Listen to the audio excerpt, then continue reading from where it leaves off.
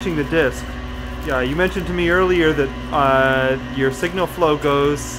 You have the sampler, and then which is that over there actually, and then you have the filter thing. They go into the mixer.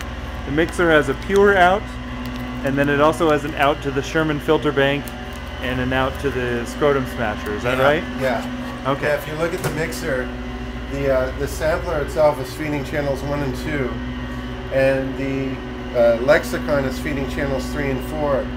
On the back here, I've got the direct out of channel 3 feeding into the scrotum smasher, and the direct out of channel 4 feeding into the Sherman. And I plug them halfway so that won't interfere with the original signal coming in. It sort of gives you a way to molt the signal. And then the Sherman is coming back on the board on 2 channels. I'm sorry, the scrotum smasher comes in on 2 channels. The Sherman comes in on a stereo channel, and the CD comes in on a stereo channel as well.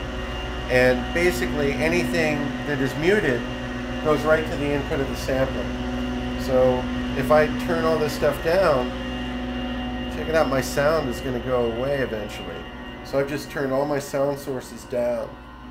But if you looked at the sampler, you'd see the sampler was still playing, and it's fading out right now through the reverb and things like that. Now if I turn my sounds back on, I'm going to fade them in.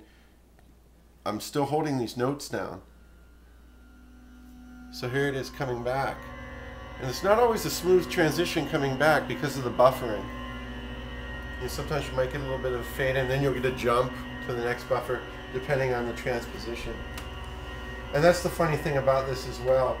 I mentioned earlier about the middle C being my pass-through key, or at least, you know, this C right here. If you play up a half step, and maybe I should throw the Marley back in since it has some rhythm. But if you transpose up, you get the buffer, you get the previous buffer. Even if you're only transposing up a half step, you're going to get that previous buffer. So if we've got, let's turn the reverb down and everything. Oh, and I got my feedback there. So I'll turn that down. Now if I just go up, see, we had the feedback from the previous buffer that I just turned down. Then we come back. Now this stuff is almost impossible to count and try to do anything rhythmically sensible.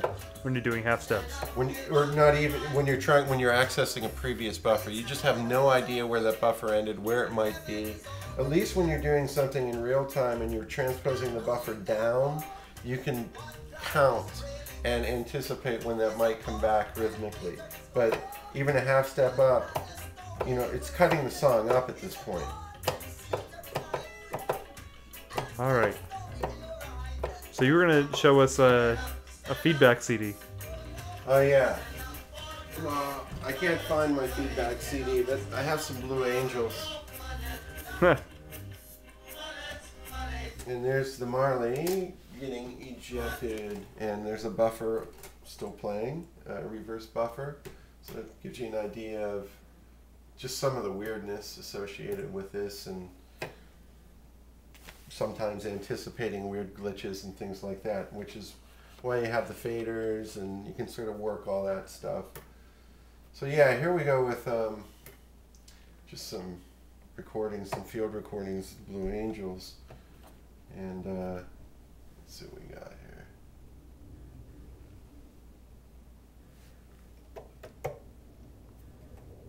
So now we're multiplying that. And we can double our multiplication by bringing up another layer. That might be too quiet for the recorder. Okay. That plane's coming. It's coming from afar. It's getting closer. I think. Let's transpose it up.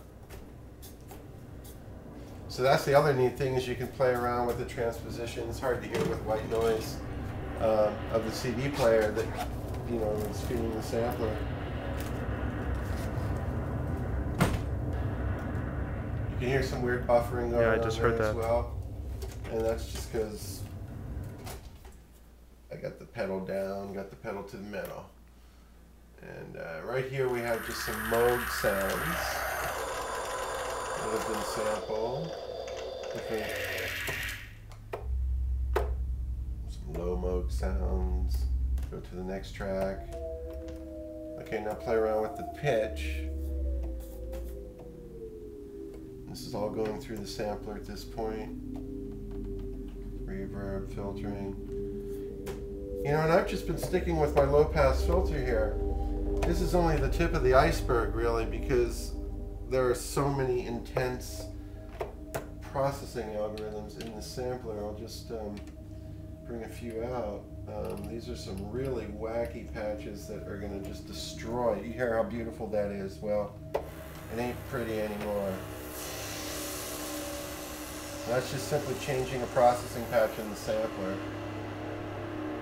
Get these nice sounds. Now bring the feedback in. Bring it back in slowly. So now we got the feedback and the Moog. And that's all translating through that sampler in real time.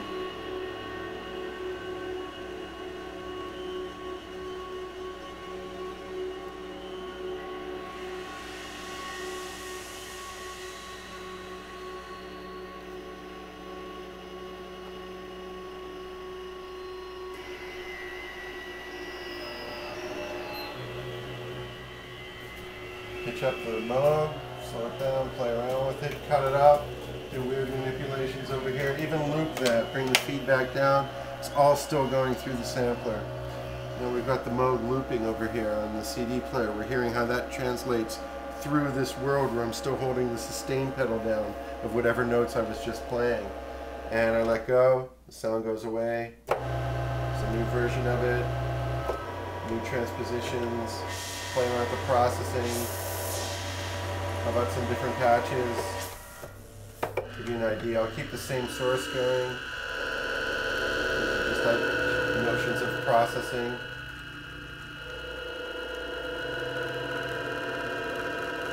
Still looping over here. Let the loop go. Now we're getting back to a tone.